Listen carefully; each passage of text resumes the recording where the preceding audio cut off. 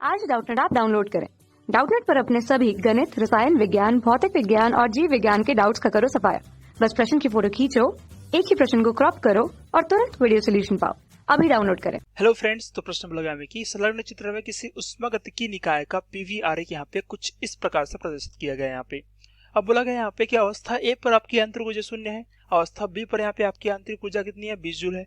और यहाँ पे बोला गया है कि अवस्था बी से सी तक ले जाने में, निकाय को ले जाने में उष्मा जो है 30 जूल देनी पड़ती है हमें।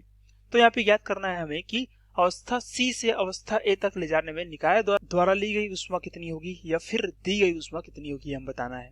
ठीक है, तो देखिए यहाँ पे क्या क्या दिया गया है प्रश्न में। यहाँ पे दिया गया है कि अवस्था ए मतलब इस बिंदु पे आपकी आंतरिक ऊर्जा कितनी है, 0 यहाँ पे प्रश्न बोला गया है हमें। और अवस्था बी मतलब यहाँ पे आपकी आंतरिक ऊर्जा दी गई है हमें कितनी, यूबी मतलब दी गई है कितने, 20 जूल यहाँ पे दी गई है प्रश्न में। और साथ में ये बोला जा रहा है कि बी से सी तक अवस्था में ले जाने में यहाँ पे क्या करना पड़ रहा है हमें, उष्मा यहाँ पे देना पड़ रहा है निकाय को। कितना उष्मा दे रहे हैं हम यहाँ पे, क्यू बराबर है यहाँ पे हम 30 जूल उष्मा हम निकाय को दे रहे हैं।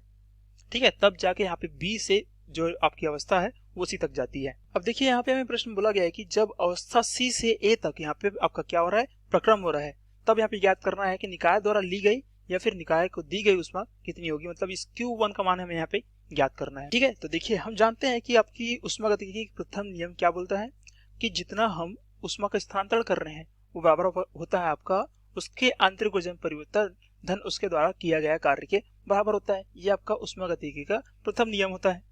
ठीक है, तो देखिए यहाँ से हम इस Q का मान निकाल सकते हैं, यहाँ से Q1 का मान निकाल सकते हैं। यहाँ से देखिए अगर मैं यहाँ पे C से A की बात करूं तो यहाँ पे हम इस Q1 का मान इन दोनों को पता लगा के हम निकाल सकते हैं यहाँ से।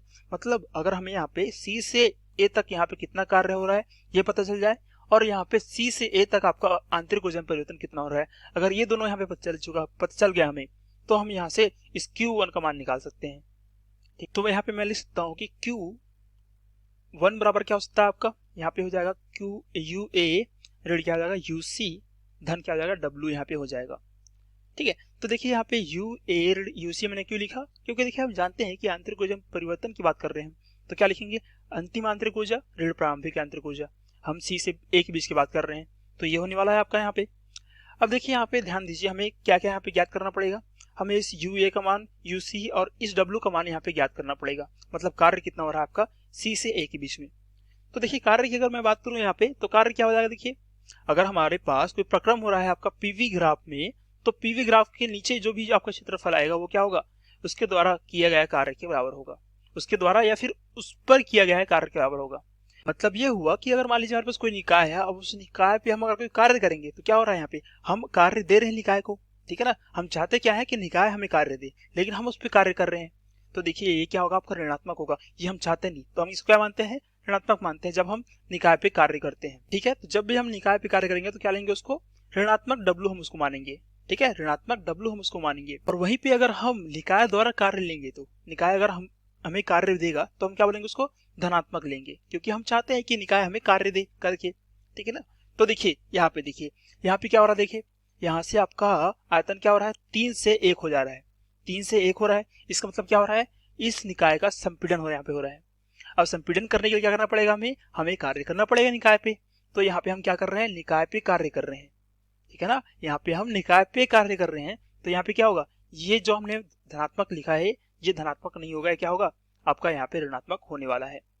ठीक है, तो समझ आया होगा यहाँ तक कि हमने यहाँ पे ऋणात्मक क्यों लिया, W को ऋणात्मक इसलिए लिया हमने। ठीक है, तो देखिए यहाँ पे अब हमें UA पता है और इस W का मान देख लेते हैं, W क्या होगा, इसके नीचे का क्षेत्रफल होगा, तो मतलब यहाँ से हम W का मान भी हम निकाल पाएंगे।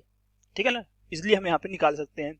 लेकिन क्या यहाँ पे UC हमें पता है क्या, देखिए यहाँ पे बिंदु C पे क्या हमें यहाँ पे आंतरिक ऊर्जा पता है कितना है, नहीं पता है। ठीक है, तो इसको भी हमें निकालना पड़ेगा यहाँ से। तो मैं पहले निकाल लेता हूँ यहाँ पे कार्य कितना हो रहा है। ठीक है, यहाँ पे मैं निकाल लेता हूँ कि आपका C से A तक कार्य कितना हो रहा है। तो देखिए कार्य कितना हो जाएगा, क्षेत्रफल के बराबर होगा। और क्षेत्रफल क्या है आपका त्रिभुज का क्षेत्रफल के बराबर होगा, सॉरी चतुर्भुज के क्षेत्रफल के बराबर होगा, चतुर्भुज का क्षेत्रफल होगा। ठीक है, तो निकालते हैं यहाँ से, देखिए तो ये आपका हो जाएगा यहाँ से W बराबर क्षेत्रफल, देखिए कितना है आपका, यहाँ से लेके यहाँ तक ऊंचाई कितनी है आपकी, 0 से 20 है, तो मैं 20 लिख सकता हूँ यहाँ पे। और आधार क्या है, देखिए यहाँ पे 3 ऋण कितना हो जाएगा, 1 हो जाएगा। ठीक है ना, 3 ऋण 1 हो जाएगा, तो मैं लिख सकता हूँ 20 गुणित 3 ऋण 1 हो जाएगा यहाँ पे। ठीक है, अब देखिए अगर मैं यहाँ पे सॉल्व करूँ तो W कितना आ जाएगा आपका, जी आपका आ जाएगा 40 जूल आ जाएगा, या फिर बोल सकते हैं यहाँ पे आपका न्यूटन मीटर आपका कार्य यहाँ पे आपका आएगा। ठीक है, इतना। अब देखिए यहाँ पे हमने न्यूटन मीटर क्यों लिया, इसको दूसरा क्यों लिया, क्योंकि देखिए आपका न्यूटन प्रति मीटर स्क्वायर आपका क्या है, दाब है, और आयतन भी क्या आपका मीटर क्यूब में यहाँ पे है, मतलब दोनों ऐसा ही मात्रक में है, तो जो यहाँ पे आपका कार्य आएगा वो भी ऐसा ही मात्रक में यहाँ पे आने वाला है। ठीक है, तो देखिए हमने कार्य निकाल लिया यहाँ पे, और यू ए हमें पता है। अब यू सी देख लेते हैं यहाँ पे क्या हो सकता है। ठीक है ना, इस यू सी का मान क्या होगा यहाँ पे, ये हम देख लेते हैं यहाँ पे। तो देखिए हमें फिर करना पड़ेगा यहाँ पे बी से सी के बीच में यहाँ पे उष्मागतिकी का प्रथम नियम लगाना पड़ेगा हमें। ठीक है, तो चलिए यहाँ पे लगाते हैं यहाँ पे भी। तो देखिए यहाँ पे क्या हो जाएगा आपका, यहाँ पे अगर मैं बी से सी के बीच में देखूं, यहाँ पे बी से सी के बीच में उष्मागतिकी का प्रथम नियम, तो ये क्या होगा, Q बराबर क्या हो जाएगा आपका, डी यू धन क्या हो जाएगा आपका, डेल डब्ल्यू हो जाएगा। ठीक है, अब देखिए अगर कार्य को मैं देखूं यहाँ पे यू बी से सी के बीच में, तो जीरो होगा। क्यों जीरो होगा, देखिए यहाँ पे, तो देखिए इसलिए जीरो होगा क्योंकि देखिए यहाँ पे आपका क्या है, आयतन दोनों जगह पे समान है, मतलब वी बी बराबर आपका क्या है, वी सी है। तो देखिए अगर दोनों जगह में आयतन समान है आपका, तो आयतन में परिवर्तन कितना हुआ है आपका, यहाँ पे आपका आयतन परिवर्तन जीरो हुआ है। ठीक है ना, तो देखिए हम कार्य जानते हैं कि कार्य क्या होता है आपका, कार्य होता है पी डीवी होता है। अगर डीवी हमारा यहाँ पे जीरो हो गया तो कार्य भी क्या होगा आपका, जीरो होगा यहाँ पे। ठीक है, तो यहाँ पे बोल सकता हूँ कि यहाँ पे आपका कार्य क्या होगा, जीरो होगा। ठीक है, तो देखिए यहाँ से पता चला कि हमें यहाँ पे Q जो हम ऊष्मा दे रहे हैं वो केवल और केवल उसके आंतरिक ऊर्जा के रूप में संचित हो जा रहा है, उसके आंतरिक ऊर्जा के रूप में संचित हो जा रहा है। तो मैं यहाँ पे लिख सकता हूँ कि जो आपका Q है, Q कितना यहाँ पे देखिए, यहाँ पे हम निकाय को 30 जूल यहाँ पे ऊष्मा दे रहे हैं, 30 जूल हम ऊष्मा दे रहे हैं, 30 बराबर आपका हो जाएगा आंतरिक ऊर्जा में परिवर्तन। तो मैंने पहले ही बताया है कि आंतरिक ऊर्जा में परिवर्तन क्या लिखते हैं हम, अंतिम आंतरिक ऊर्जा ऋण प्रारंभिक आंतरिक ऊर्जा लिखते हैं। ठीक है ना, तो यहाँ पे क्या हो जाएगा आपका यू सी ऋण कितना हो जाएगा, 20 यहाँ पे हो जाएगा। ठीक है, तो देखिए यहाँ पे यू सी का मान कितना आ रहा है आपका, यहाँ पे आपका 50 जूल यहाँ पे आपका यू सी आंतरिक ऊर्जा का मान यहाँ पे आपका आ रहा है। ठीक है, तो देखिए हमें यू सी का मान यहाँ पे निकल गया, हमें यहाँ पे यू सी का मान हमें मिल गया, यहाँ पे हमें कार्य का मान यहाँ पे मिल चुका। ठीक है ना, अब इन दोनों का मान हम क्या करते हैं, इस समीकरण में रख लेते हैं, तो यहाँ से हमें इस Q1 का मान निकल जाएगा। ठीक है ना, तो यहाँ पर रख लूंगा मैं, यू ए कितना है आपका, 0 है, यू सी कितना है आपका, देखिए 50 जूल है, और W कितना है आपका, 40 जूल है। ठीक है, 40 जूल है यहाँ पे। देखिए आपका Q का मान कितना आ रहा है आपका, इस Q1 का मान कितना आ रहा है आपका, Q1 का मान आपका यहाँ से आपका आ रहा है ऋणात्मक 90 जूल यहाँ पे आ रहा है। ठीक है, तो देखिए यहाँ पे ये तो समझ आ चुका कि यहाँ पे 90 जूल आपका यहाँ पे उष्मा का स्थानांतरण होगा। अब देखिए बात ये उठती है यहाँ पे कि आपके ये जो ऋणात्मक चिन्ह है ये क्या प्रदर्शित कर रहा है, जो यहाँ पे ऋणात्मक चिन्ह हमने दिखा रहे हैं ये क्या प्रदर्शित कर रहा है यहाँ पे। तो देखिए हमने क्या बोला था, यहाँ पे जब हमने Q लिया था तो हमने क्या लिया था, 30 को धनात्मक लिया था यहाँ पे। ठीक है ना, यहाँ पे जब हमने B से C के बीच में जब हमें प्रश्न बोला गया था कि निकाय को दी गई उष्मा कितनी है, 30 जूल है, तो लेकिन देखिए यहाँ पे क्वेश्चन में तो ये नहीं बोला गया है कि जो आपका उष्मा है वो ऋणात्मक है कि ऋणात्मक है कि धनात्मक, लेकिन हमने माना कि जो उष्मा निकाय के अंदर जा रही है, निकाय के अंदर जा रही है, उसको हम क्या लेंगे, धनात्मक लेंगे, ये हमने माना।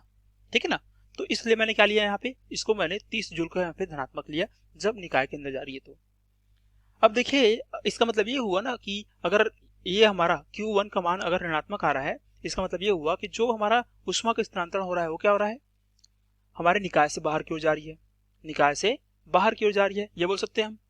तो इस प्रकार देखिए क्या हो जाएगा, यहाँ से अगर मैं यहाँ पे दर्शाऊं तो कुछ इस प्रकार से यहाँ पे क्या हो रहा है, उष्मा जो है निकाय से बाहर जा रही है।